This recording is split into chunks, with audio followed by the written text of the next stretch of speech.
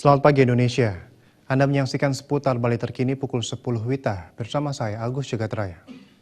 Pemerintah Kabupaten Badung mematangkan rencana pembangunan tempat pengolahan sampah terpadu di Kabupaten Badung.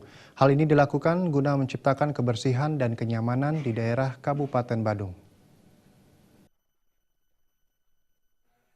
Kepala Badan Litbang Kabupaten Badung Wayan Suambaro mengatakan persoalan sampah di Badung memang menjadi prioritas utama karena Badung sebagai daerah tujuan pariwisata dan persoalan sampah berimplikasi dengan kesehatan masyarakat Badung. Badung tidak mempunyai TPA sampah tersendiri sedangkan salah satu penilaian Adipura adalah keberadaan tempat pembuangan akhir TPA.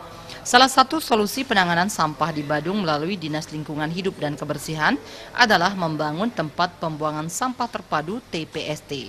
Menurutnya keberadaan TPST ini perlu dikaji baik mengenai tata kelola, pola pembentukan dan daya kelola TPST. Karena dengan TPST Badung ingin bersih walaupun tanpa memiliki TPA.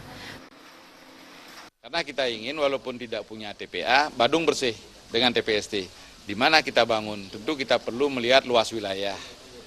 Setelah kita melihat luas wilayah, kita ingin melihat tingkat produksi sampah pada sebuah wilayah, katakanlah kecamatan atau kelurahan atau desa. Kemudian yang ketiga juga kita perlu melihat jenis sampah yang banyak di sana itu apa gitu.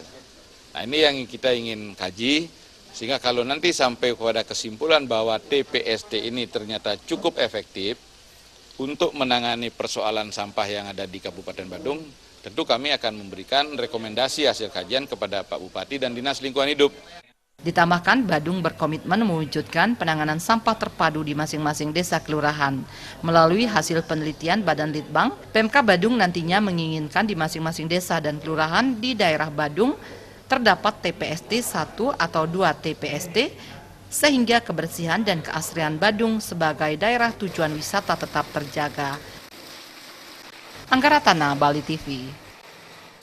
Kami akan kembali di seputar Bali terkini 1 jam mendatang. Selamat pagi dan sampai jumpa.